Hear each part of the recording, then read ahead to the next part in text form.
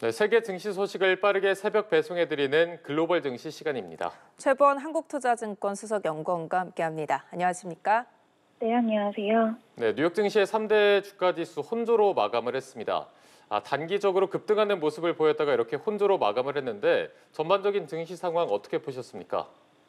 네, 전일 3대 지수는 장중 일제히 하락했지만 다우지수와 S&P 500 지수는 상승 전환에 성공했습니다.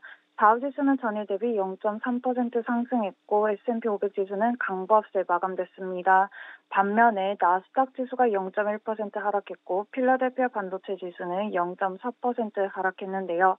관세에 따른 경기 불확실성이 지속된 영향이 나타났다라고 볼 수 있겠습니다.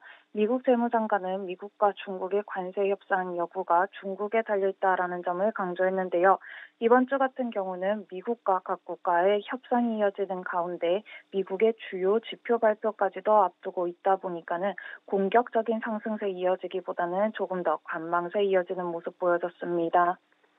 이런 가운데 스콧 베손트 미국 재무부 장관이 미중 협상 재개와 관련해서 어떻게 될지 두고 봐야 한다라고 발언을 했는데요.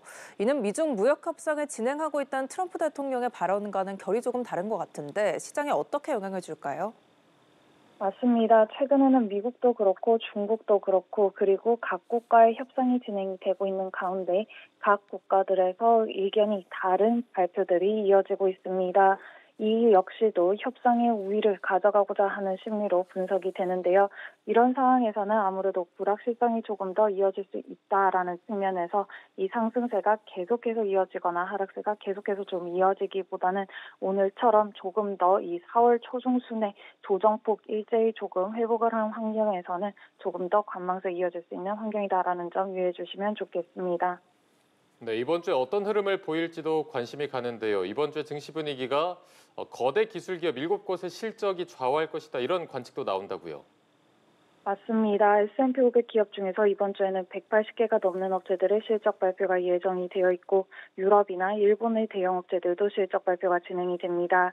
우려보다도 양호한 실적 발표가 이어지고 있다라는 점은 긍정적이지만 S&P 500 지수의 상승이 최근에 컸던 만큼 매크로 지표와 향후 실적과 같은 숫자로 확인을 하고 싶은 심리 강해질 것으로 예상을 합니다.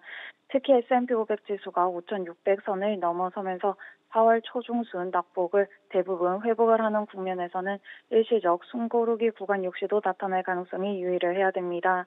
이런 상황에서 이번 주에 매크로 지표 실적이 상당히 중요해졌는데요. 이번 주는 미국 유로존의 GDP에 더해서 제조업 PMI도 공개가 되고 부채금리와 환율에 영향을 크게 미치는 BOJ 회의도 앞두고 있는 상황입니다.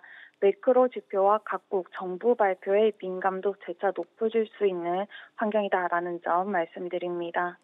세계 증시 소식 알아보는 글로벌 증시 오늘 최보원 한국투자증권 수석연구원과 함께했습니다. 말씀 고맙습니다. 고맙습니다.